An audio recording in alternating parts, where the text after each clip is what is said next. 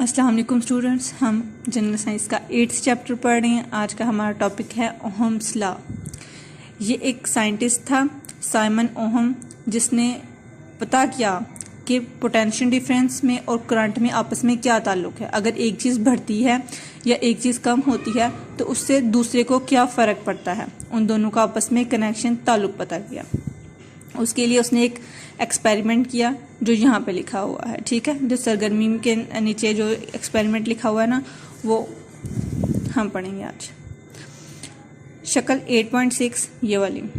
उसने क्या कहा है कि मुताबिक 1 मीटर लंबी नाइक्रोम वायर के दोनों सिरों को कनेक्शन वायर्स की मदद से एक वेरिएबल पावर सप्लाई के साथ जोड़ें।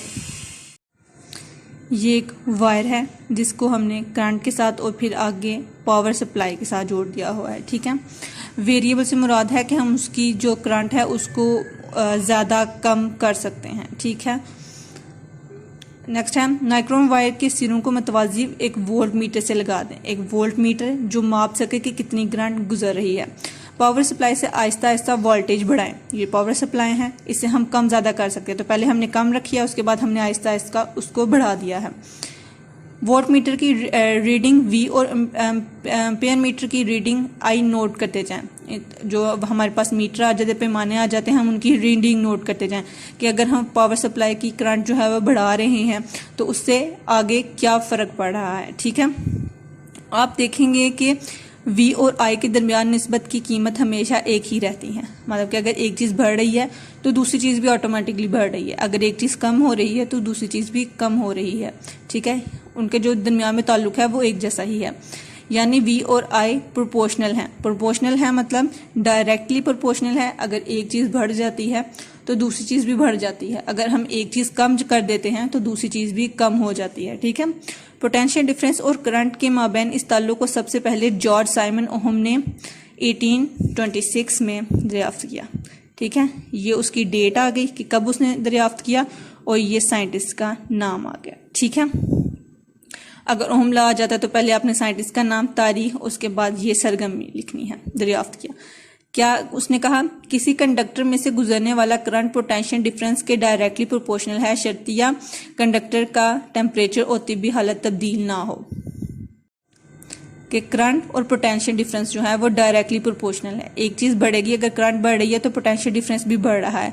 अगर करंट कम हो रही है तो पोटेंशियल डिफरेंस भी कम हो रहा है। डायरेक्टली प्रोपोर्शनल कब है? अगर उसका टेम्परेचर और जो हालतें वगैरह हैं वो तब्दील ना की जाए। अगर टेम्परेचर को हम कम ज़्यादा करें तो शायद उसकी वैल्यू पे फ़र्क पड़े, ठीक है। नेक्स्ट है, इसे ओहम का कानून कहते हैं। ये जो ग्रीन कलर की लाइन लिखी हुई है ना, ये उसकी तारीफ है। अगर आपको शॉर्ट में आ जाता है कि ओहम लॉ की तारीफ करें शॉर्ट में, तो ये जो ग्रीन कलर की लाइन लिखी हुई है ना, ये आपने लिखनी है और साथ इसके दो ये वाली इक्वेशंस भी लिखनी है। क्या उसके मुताबिक क्या है? V directly proportional to I। ये जो इस तरह का साइन है ये डायरेक्टली प्रोपोर्शनल का होता है, ठीक है। तो नेक्स्ट इक्वेशन में हमने ये प्रोपोर्शनलिटी का साइन खत्म किया है। तो जब प्रोपोर्शनलिटी का साइन हम खत्म करते हैं तो उसकी जगह हम कोई और चीज़ कांस्टेंट लगाते हैं। तो इधर हमने क्या किया है, प्रोपोर्शनलिटी खत्म करके हमने उसके आगे R लगा दिया है, रेजिस्टेंस लगा दिया है, ठीक है। तो मतलब कि अगर हमने प्रोपोर्शनलिटी का साइन खत्म करके इसको इक्वालिटी में चेंज किया है तो उसकी जगह हमने साथ RB लगाया है, ठीक है। इसमें R एक कांस्टेंट है जिससे कंडक्टर की रेजिस्टेंस कहा जाता है। रेजिस्टेंस, इसको रेजिस्टेंस कहते हैं, जो हम नेक्स्ट हमारा टॉपिक है। ओहम के कानून की मदद से हम दो मालूम मिकदारों से तीसरी नामालूम मिकदार मालूम कर सकते हैं। ये आपका रेजिस्टेंस टॉपिक है, ठीक है। ये हमारा नेक्स्ट टॉपिक होगा जो हम नेक्स्ट लेक्चर में पढ़ेंगे।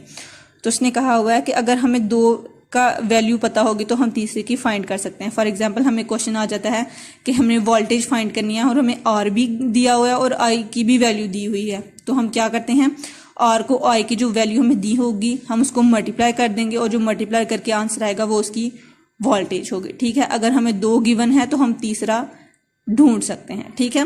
तो इसमें से अब ये आपने सारा कंप्लीट याद करना है। ये इसकी डेफिनेशन है, ये उसकी दो इक्वेशन है, ये उसके साइंटिस्ट का नाम है, तारीख है, ये उसकी सरगर्मी है, ठीक है। ये आपने कंप्लीट याद करना है, एज अ लॉन्ग आपने इसको याद करना है। ये डायग्राम भी साथ बना लेने हैं, ठीक है। कोई मुश्किल नहीं है इसमें डायग्राम, ठीक है। ये जिगजैग सी लाइनें लगा देनी है तुम लोगों ने। तो ये कंप्लीट याद कर लेना, एक दफ़ा पढ़ के अगर नहीं समझ आएगी तो मुझसे पूछ लेना, मैं तुम लोगों को दोबारा इसको समझा दूंगी, ठीक है। और ये साथ साथ अपनी कॉपीज़ पे भी लिखते जाओ और साथ साथ याद करते जाओ। अल्लाह हाफिज़।